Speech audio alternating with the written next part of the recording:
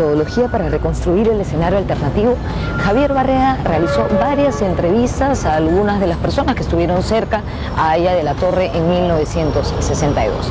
Entre ellos a Jorge Armando Cabanillas, que en ese entonces era un juvenil líder aprista.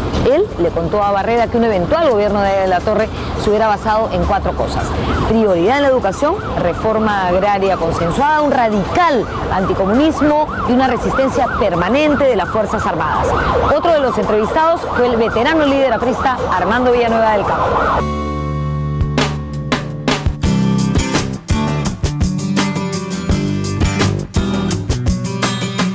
En el caso de Javier Barreda es un autor que ha hecho investigación a través de captar la idea que tiene una generación que protagonizó los hechos sobre cómo hubiera sido el futuro si ellos no hubieran quedado segundos el 63, si no hubieran ganado desde el 62.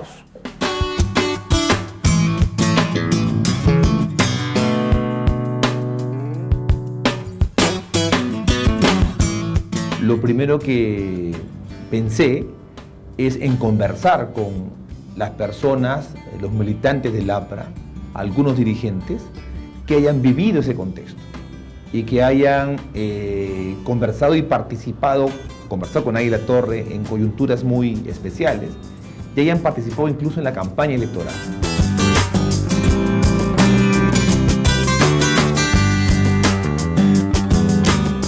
Barreda leyó la prensa escrita de la época.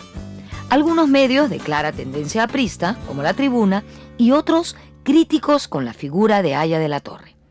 Además, analizó la propaganda de los partidos políticos y los discursos de los candidatos de aquella campaña. De esta manera, armó un hipotético gobierno aprista entre 1962 y 1968.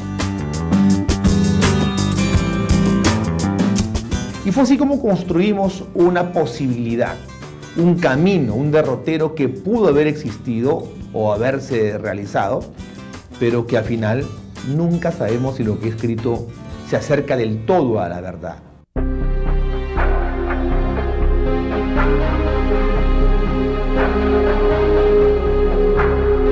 Un punto interesante observado por Barreda es cómo el gobierno aprista hubiese enfrentado la coyuntura internacional.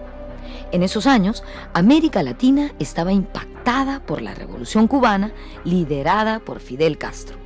Aquí mismo, en el Perú, se formó una guerrilla de corte castrista al mando de un ex militante aprista, Luis de la Puente Uceda. Ese grupo se hizo llamar MIR, Movimiento de Izquierda Revolucionaria.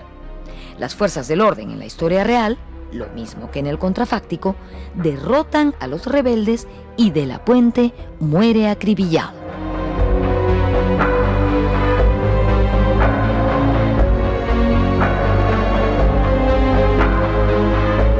No es un gobierno fácil. Él tiene que enfrentar varias coyunturas. La primera coyuntura que tiene que enfrentar es la guerrilla del 65 de la Puente Uceda.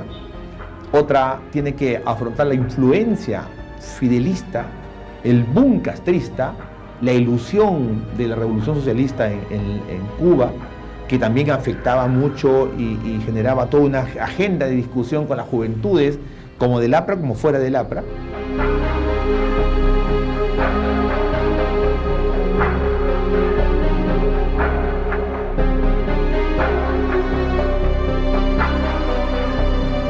Barreda señala que Haya de la Torre hubiese marcado la diferencia con la Cuba revolucionaria. Consideraría Haya que en la isla era imposible una revolución socialista, puesto que no existía desarrollo industrial, y más bien Cuba se convertiría en un satélite soviético en América Latina. Esto lo deduce Barreda de comentarios y escritos dejados por el fundador del APRA. Un hombre clave del hipotético gobierno aprista de los años 60 hubiese sido Manuel Seoane.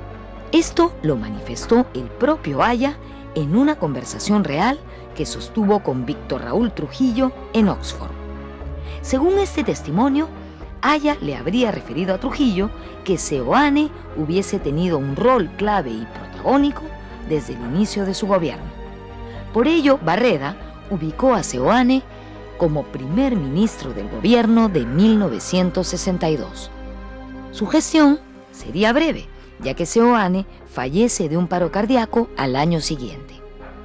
Barreda recurrió a este hecho porque en la historia real, Manuel Seoane falleció en Washington, ya retirado de la actividad política, en 1963.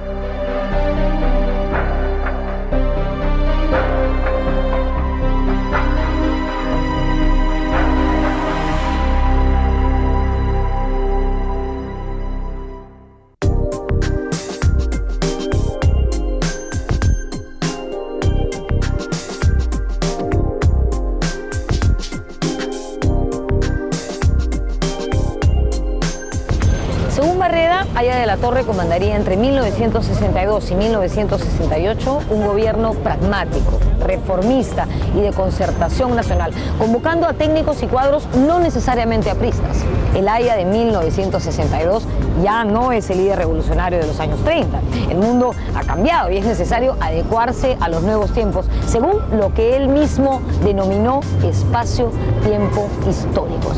El libro El antiimperialismo y el APRA, escrito por Aya de la Torre en 1923 y que fue durante mucho tiempo la Biblia de los apristas, ya no podía seguirse al pie de la letra.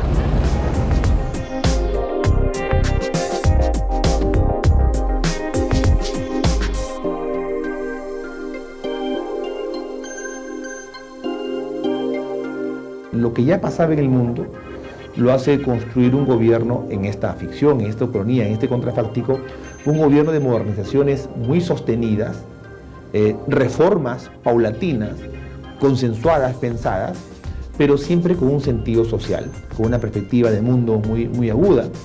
Lo que pasa ahí es que Aya sentía también que había militantes en su partido insatisfechos con el gobierno aprista.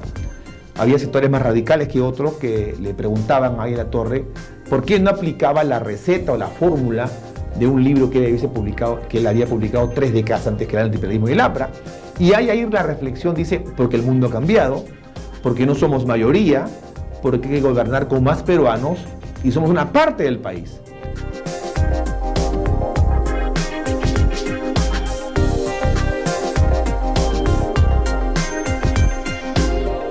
Un gobierno aprista del año 62 hubiera sido un operativo político de centro-derecha, dado que esa era la orientación del partido en aquellos días.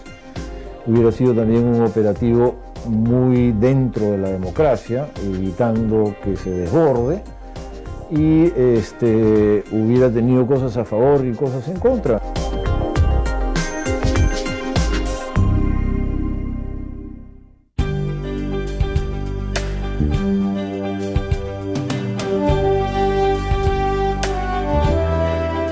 Otra medida que Barreda otorga al gobierno aprista es la alfabetización rural y la Ley de Reforma y Productividad Agraria. Esta última con el consenso de los militares y los odreístas. Dicha medida buscaría neutralizar inquietudes castristas y a la vez canalizar las inquietudes de los campesinos. De esa forma, llegaría el final de ese supuesto primer gobierno aprista, gestión donde hubo numerosas movilizaciones rurales, pero que en general culminó con relativo éxito. En las siguientes elecciones presidenciales resultaría vencedor el arquitecto Fernando Belaúnde. El candidato aprista Ramiro Prealé alcanzaría el 22% de los votos. El sur, el centro y la Amazonía del país, zonas donde pocas veces habría viajado el Aya presidente, le darían el triunfo a Belaúnde.